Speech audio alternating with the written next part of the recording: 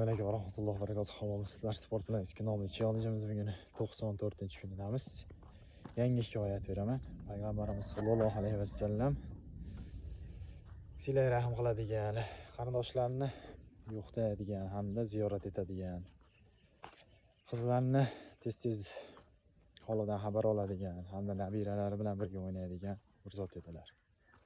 Bir kuni Fatima roziyallohu anha onamizning uylariga borsalar, Ali roziyallohu anhu uyda yo'q bo'ladilar. Sababini so'rasa, jinnik orada kelishmovchilik bo'lib chiqib ketganini aytsa, bir xizmatchi yuboradi, ya'ni Ali roziyallohu anhu qayerdaligini bilish uchun.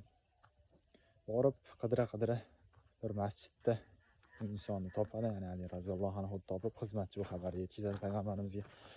Payg'ambarimiz sollallohu alayhi vasallam masjidga borib holatni ko'radi hamda Turhoy Abu Turob deydi. Abu Turobning ma'nosi, ya'ni Turob degani arab tilidan o'zbekchaga tarjima qilganda tuproq.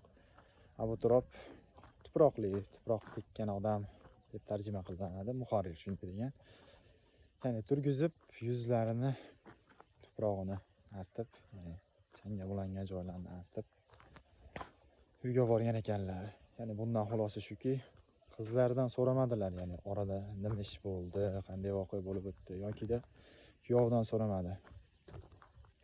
Buni sababi shuki, ba'zida kattalarning aralashuvi kichik muammolarni kattalashtirishga xizmat qilishi mumkin ekan.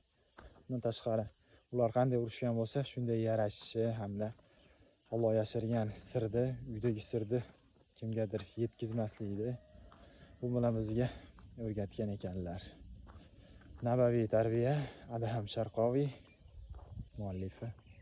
Kitob nomi Nabaviy tarbiya. Shu kitobda 25 hamda 26 betlarini o'qib ko'rsanglar, shu mazmundagi bir hikoyaga guvoh bo'lasizlar. Shuni ulashib berganim. Assalomu alaykum va rahmatullohi va barakatuh.